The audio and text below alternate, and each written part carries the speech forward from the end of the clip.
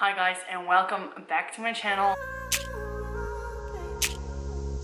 If you're new here, my name is Corinne, also known as Corrie_Vet on Instagram, and today's topic will be the threaded scale. A scale is a way to measure your weight loss or your weight gain, whatever journey you're on, and it is a handy measurement because it's easy.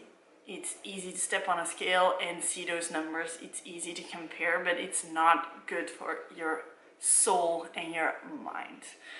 And I had to learn that the hard way. So a lot of people always say, don't step on a scale, blah, blah, blah, blah, but it's easier said than done because it's just so easy to measure your progress on a scale. It has those exact numbers. You don't even have to compare that much. It's either you gained weight or you lost weight or you're on the same. But weighing yourself also depends on the moment you weigh yourself. Did you already eat? Did you not? Did you have a lot of salt in your last meal? Are you drinking enough? If you didn't drink enough for one day, you might be heavier than you should because you're holding on to all the hydration. So that's why everyone should not step on a scale because it's just not that accurate all the time. But it's a way of measuring progress, but there's so many other ways to measure progress, like if you went down a dress size, which is also not easy, I know that, because every store has their measurements differently, like have different dress sizes for actually the same size, so it's not always easy. But I feel like it makes you feel better when you drop down a dress size than when you drop down 2 kgs, for example. So, and I know a dress size might take longer and you might not see the progress immediately, but it will give you a way better feeling than stepping on the scale each week and seeing that progress go up and down, because there's also a difference between weight loss and fat loss. Your weight loss really goes like this, while often fat loss really stays a steady line. So that's something to keep in mind as well if you do use a scale. But also you can't compare your weight to health. I know the most popular thing to measure if you're obese or not is BMI, but it has proven by a lot of people that that is just not that accurate anymore. For example, I'm a bit heavier. I could lose a few more pounds, I know that. If I don't want to, that's fine, because I know I live such a healthy lifestyle compared to some of my smaller friends, and I'm like, just because I'm a bit heavier, that BMI is saying that I'm less healthy than them, while it's actually the opposite. So your weight doesn't equals health. So that's something important to keep in mind. If you want to measure your BMI, it's a good starting point. But I would highly recommend going to see a doctor to confirm or to actually give you a bit better advice than just your BMI, because I think I'm just got obese, like I'm just obese or maybe overweight. No, I'm obese, but I live a way healthier lifestyle than lots of my friends. So that's also something to keep in mind, that that is just not as accurate as it seems to be. And in Belgium, crazy, it's so crazy, but if you want to get a loan, you have to give up your BMI. Because if you have a high BMI or highly obese, you're less likely to live long. So you won't be able to pay your loan. I think that's crazy that you get rejected for a loan just on your BMI sometimes. But that's just the way it works right now. I really would want to see that changed. But I threw away the scale for one reason. I didn't throw it away, it's still in my room, but I didn't step on it, and it all started with the holidays. So with the holidays, I decided not to step on a scale because I was just gonna eat more sugars than normally, drink some alcohol.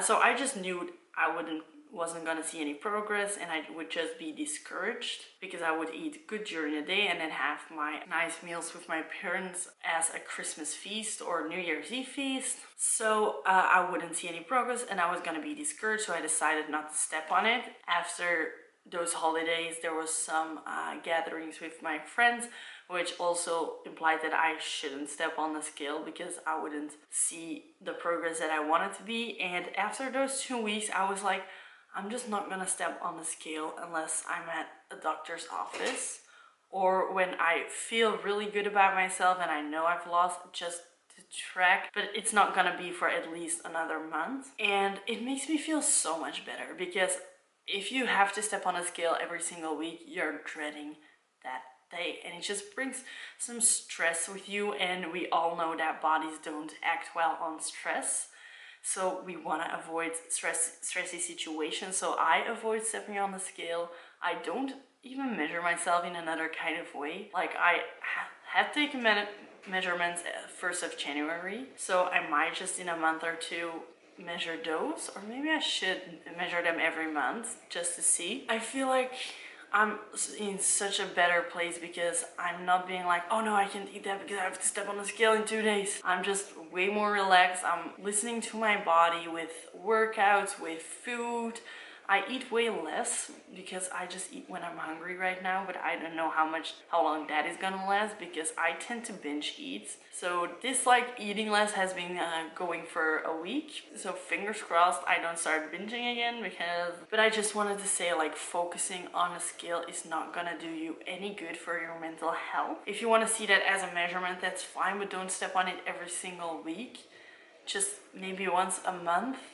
I think I'm gonna do something like once every 3 months, just to keep it in mind, because sometimes I tend to go overboard, and then I would lie to myself and say I didn't went overboard. So I do need to step on it once in a while to see how I'm doing. The most important thing is that you feel good in your mind. That is so much important. If you feel good in your mind, you feel good in your body. It really starts with your attitude and how you want to start things. For me, right now, it's more like finding a balance between my friends, healthy, and listening to my body, because I feel like listening to your body, everyone is like, oh, you should eat intuitively and listen to your body. If you don't have any health background or nutritionist background, if you want to listen to your body when it comes to food, it's really difficult to start out, because first of all, you don't know it yet, because we have learned to ignore it from the second we were born, because we have set lunch times,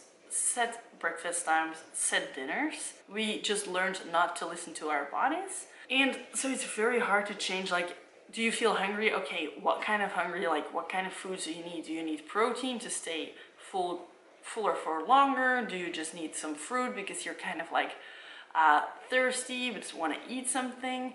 Are you thirsty? Are you hungry?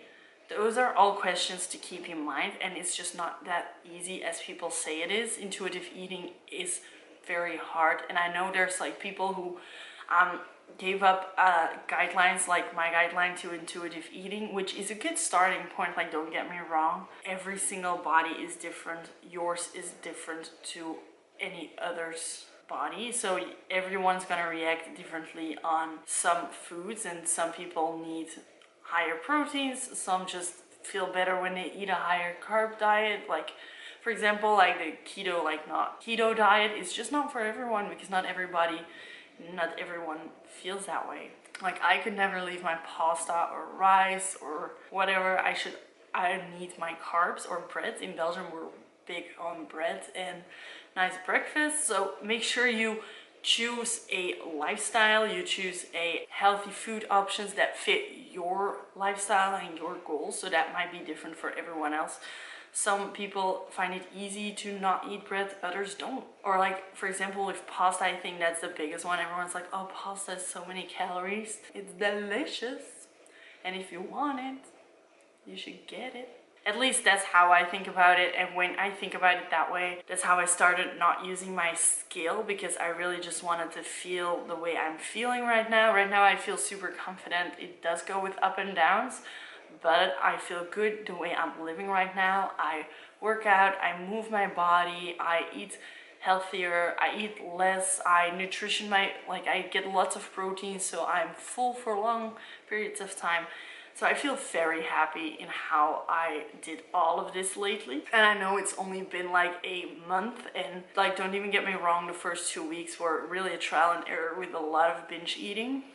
And then these past 2 weeks have just gone so much easier, because I also didn't think about the scale anymore. Like, it was in my room for quite a while, and I just didn't even look at it. I didn't even, after I ate breakfast, like, oh shit, I forgot to weigh myself, because I always weigh myself when I didn't eat a single thing in the morning, when I peed and I pooped.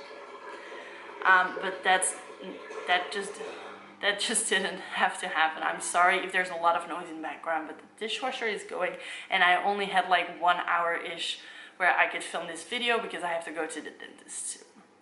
But this is, so basically to wrap up this video, throw away that scale or put it somewhere you don't see it every single day, because you have to listen to your body and to your mind. Your mind is health priority number one, and I had to learn that the hard way because I work out 100 times a day. I could work out 100 times a day, but if my mind doesn't feel like it's in the right place, I was just not getting the results. I started binge eating a lot, and I'm still figuring out that issue with binge eating because it's a very difficult eating disorder to deal with, but that's fine. That's another subject for another video that will come up soon. But I just wanted to remind you all and myself, because this is also a video for myself, that you should not focus on your weight only. There's so many other things you can get a good feeling out of, like if you could run that extra mile that you didn't do 2 weeks ago,